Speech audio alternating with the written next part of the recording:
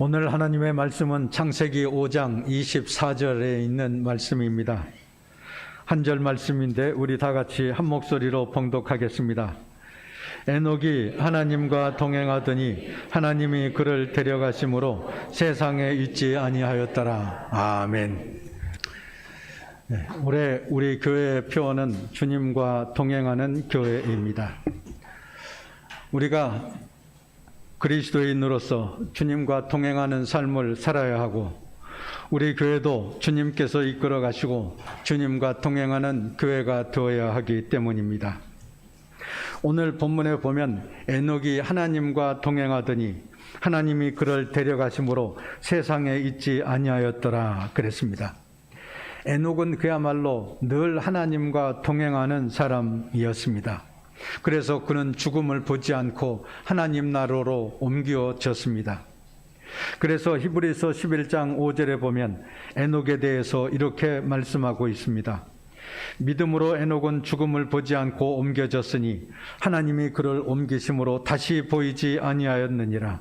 그는 옮겨지기 전에 하나님을 기쁘시게 하는 자라 하는 증거를 받았느니라 그랬습니다. 에녹은 항상 하나님과 동행하였기 때문에 하나님을 기쁘시게 하는 자가 될 수 있었습니다. 이어지는 6절에 있는 말씀도 보면 믿음이 없이는 하나님을 기쁘시게 하지 못하나니 하나님께 나아가는 자는 반드시 그가 계신 것과 또한 그가 자기를 찾는 자들에게 상 주시는 이심을 믿어야 할지니라 그랬습니다. 지금도 살아계셔서 역사하시는 하나님을 믿는 것이 바로 믿음입니다. 우리가 하나님과 동행하며 하나님을 기쁘시게 할 때 하나님께서는 반드시 우리에게 상을 주신다고 말씀하고 있습니다. 어떤 방식으로든지 하나님께서는 우리에게 사랑과 은혜를 베풀어 주십니다. 구약 성경에 보면 노아도 하나님과 동행하는 자였습니다.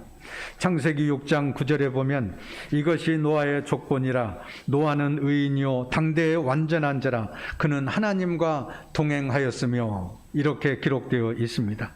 그렇기 때문에 하나님께서 홍수로 이 세상을 심판하실 때 노아와 그의 가족은 구원받을 수 있었습니다. 지난주 성가대에서 찬송가 442장을 찬양해 주었습니다. 주님 나와 동행을 하면서 나를 친구 삼으셨네. 우리 서로 받은 그 기쁨은 알 사람이 없도다. 우리가 주님과 동행할 때 주님의 음성을 듣게 됩니다. 주님과 동행하면서 기쁨을 얻게 됩니다. 우리가 주님과 동행할 때 주님의 다정한 친구가 되어서 막힘없는 대화를 나누며 주님의 도움을 받으며 생활해 나갈 수 있게 됩니다. 우리가 주님과 동행할 때 얻는 기쁨은 세상 사람들이 알 수 없다고 그렇게 말씀하고 있습니다. 이스라엘 민족의 지도자였던 모세도 하나님과 동행하는 자였습니다. 하나님께서는 어느 날 모세에게 말씀하십니다. 너는 바로왕 앞에 가서 내 백성 이스라엘을 구원해 내라. 그렇게 말씀하셨습니다. 그러자 모세는 주저하면서 오 주여, 나는 말을 잘 못하는 사람입니다. 내가 어떻게 감히 애굽의 바로왕 앞에 나가서 내 백성을 구원해 내올 수 있겠습니까? 그러자 하나님께서는 너의 형 아론이 있지 아니하냐? 그는 말을 잘하는 사람이니 너는 그와 함께 가서 바로왕 앞에 가서 내 백성을 구원해 내라고 말씀하셨습니다. 모세는 형 아론을 대변인으로 사용할 생각이었습니다. 그래서 형 아론과 함께 애굽으로 내려갔습니다. 하나님께서는 모세에게 말씀하셨습니다. 네가 하고 싶은 말을 바로왕 앞에서 하고 싶은 말을 내 형 아론에게 이야기하면 형이 그 말을 다 듣고 나서 너를 대신하여 바로왕 앞에 말할 수 있을 것이다 말씀하셨습니다. 그래서 모세는 그의 형 아론과 함께 바로왕 앞에 서게 되었습니다.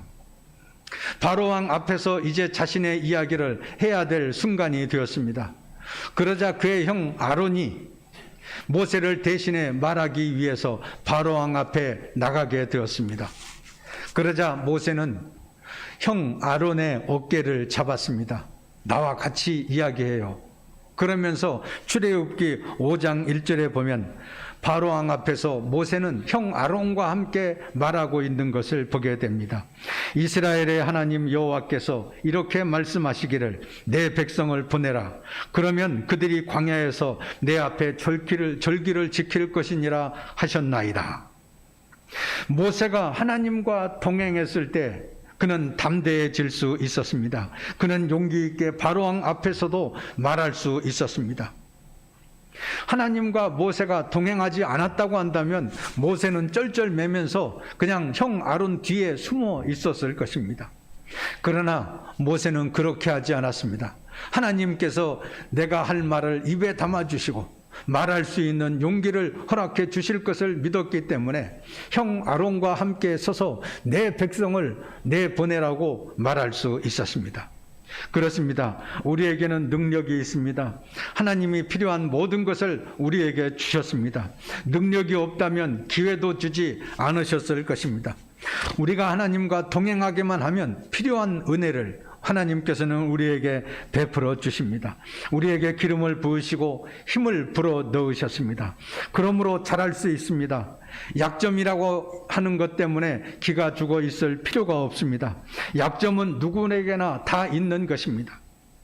이 세상 모든 사람에게는 다 약점이 있습니다. 그렇기 때문에 나의 약점으로 인해서 전전긍긍할 필요가 없습니다. 우리가 주님과 동행하고 우리가 주님과 함께하기만 한다면 우리는 모든 것을 할 수 있습니다. 하나님께서는 모세가 바로왕 앞에서 용감하게 말할 수 있다는 것을 잘 알고 계셨습니다.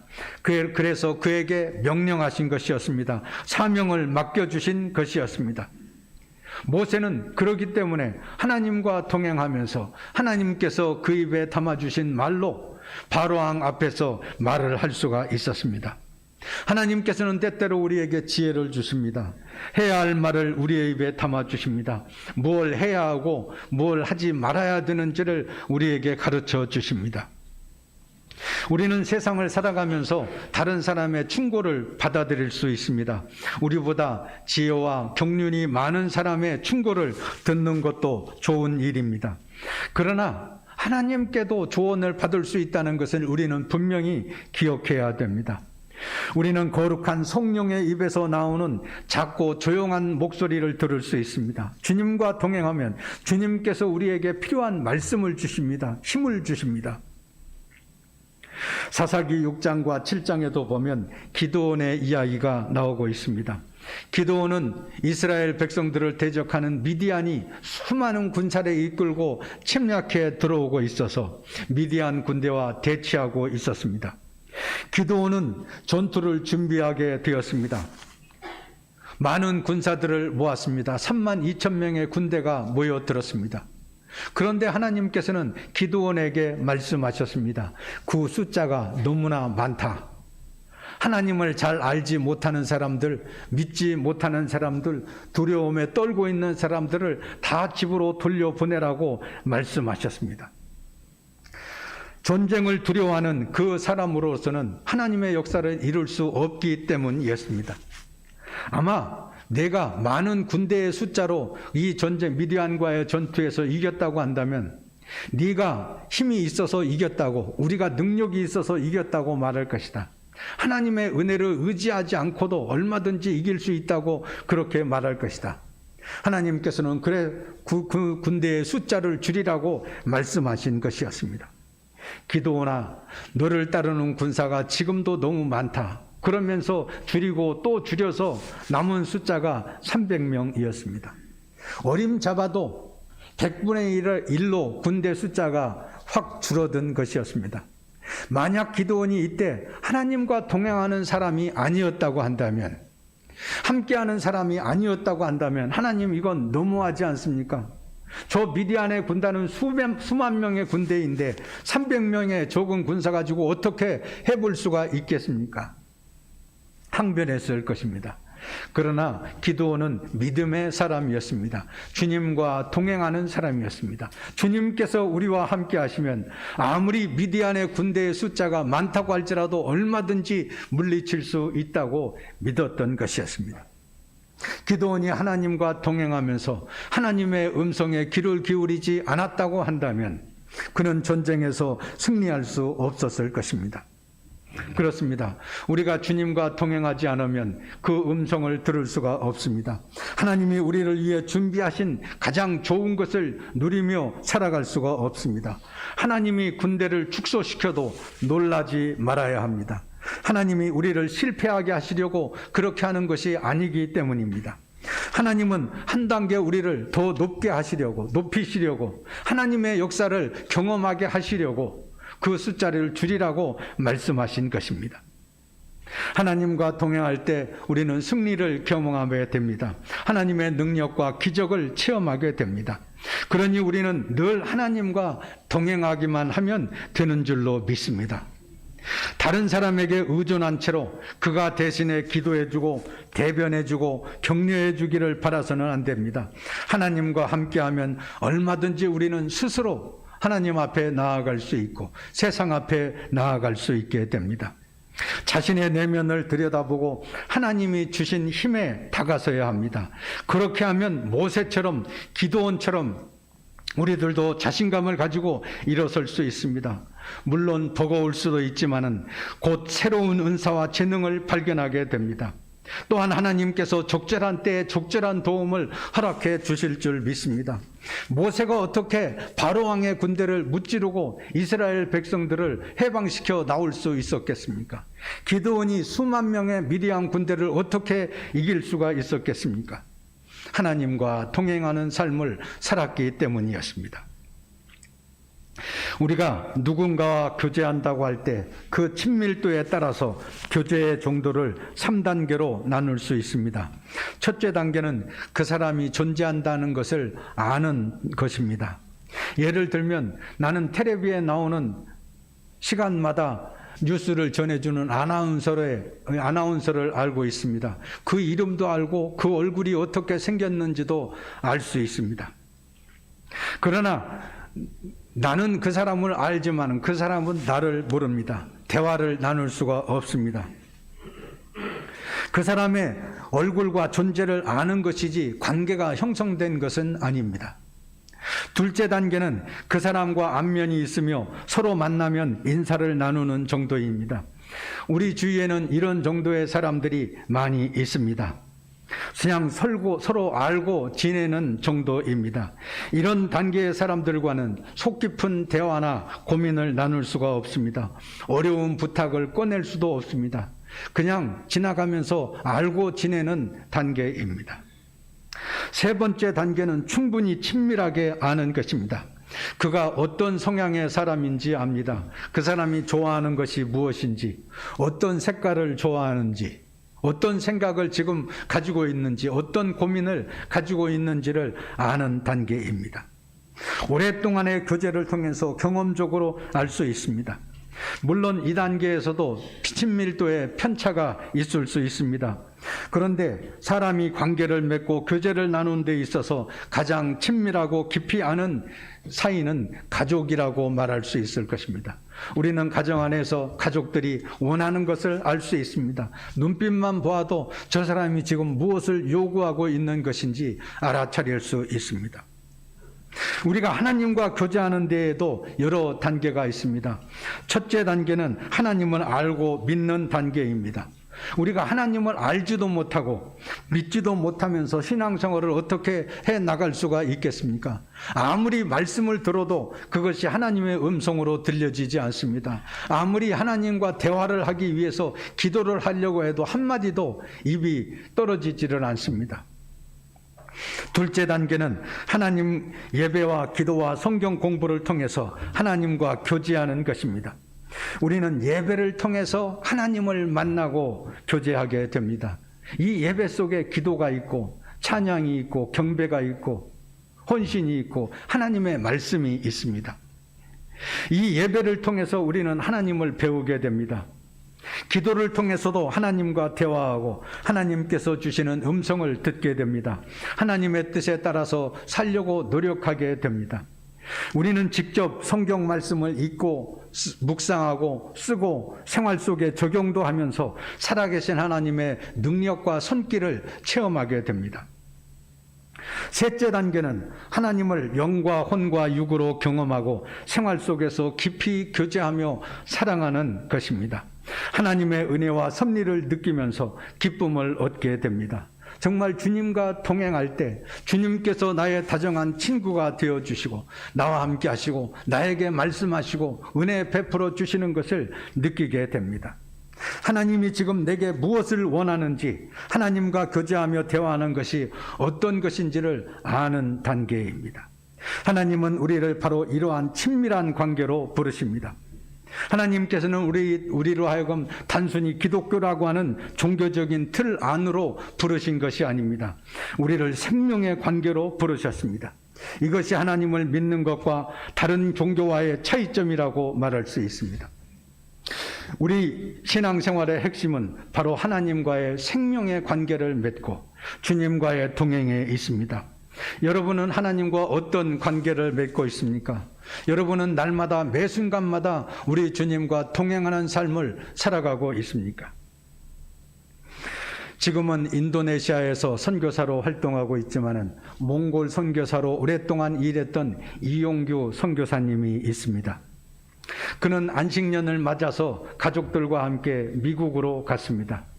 미국에서 1년 반 동안 지낼 생각이었기 때문에 어린 초등학교에 다니는 두 자녀가 몽골에 있는 학교에 다니다가 이제 미국에 있는 학교로 들어가게 되었습니다. 그런데 이 두 아이 중에 둘째 딸이 학교 생활에 도저히 적응을 하지 못했습니다. 아침에 학교 갈 때가 되면 서럽게 울면서 나 학교 가기 싫다고 말했습니다. 이용규 선교사님인 이 아버지의 입장에서는 도저히 딸의 행태를 이해할 수가 없었습니다.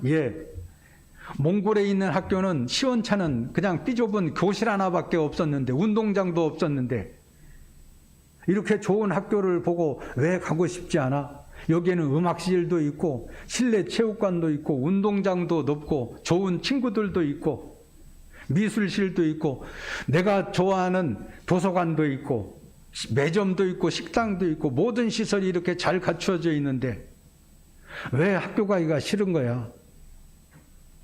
그래도 아이는 도리지를 하면서 미국 학교가 싫다고 말했습니다. 왜 싫다고 했을까요?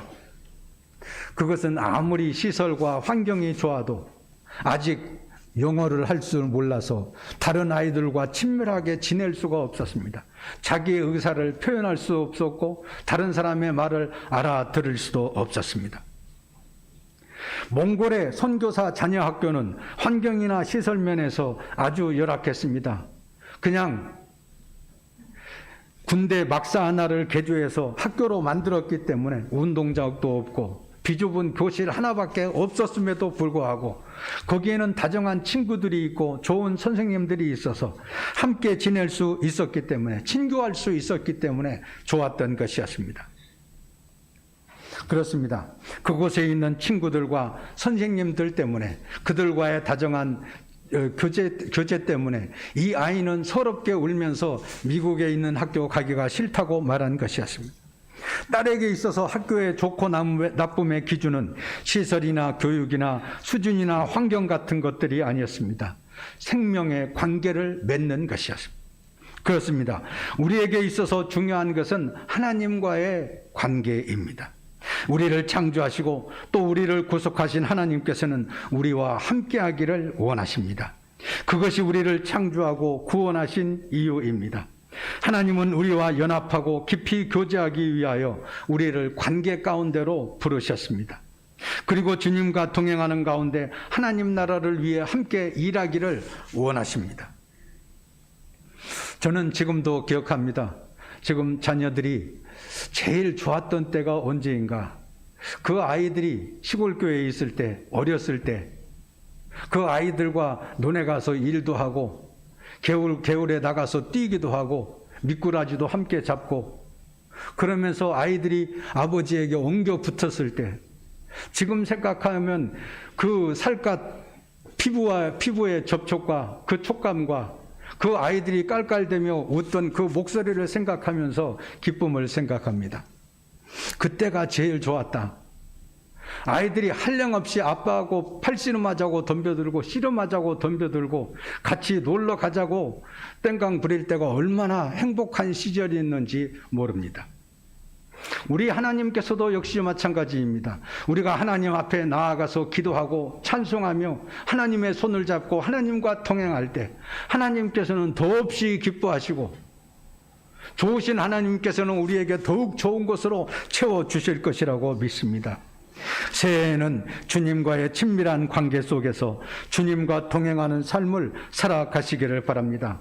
올 한 해 코로나 위기 가운데서도 더욱더 주님과 친밀하게 교제하며 은혜의 생활을 해나가게 되시기를 바랍니다. 그럴 때 여러분의 가정은 주님과 동행하는 기쁨의 가정이 될 것이요, 우리 교회는 주님과 동행하는 행복한 교회가 되는 줄로 믿습니다. 에녹처럼, 노아처럼, 모세처럼, 기드온처럼 주님과 동행함으로써 풍성한 은혜의 삶을 살아가는 여러분 다 되시기를 주의 이름으로 축원합니다. 나의 주 나의 하나님께 영광과 찬송을 드립니다. 임마누엘로 항상 우리와 함께 하시는 주님의 임재를 느끼며 살게 하여 주시옵소서. 날마다 매 순간마다 주님과 동행하면서 주님의 음성을 듣게 하시고 신령한 기쁨을 누리며 살게 하여 주시옵소서.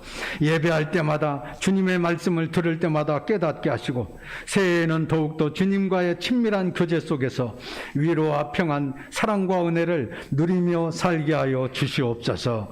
예수 그리스도의 이름으로 기도하옵나이다. 아멘.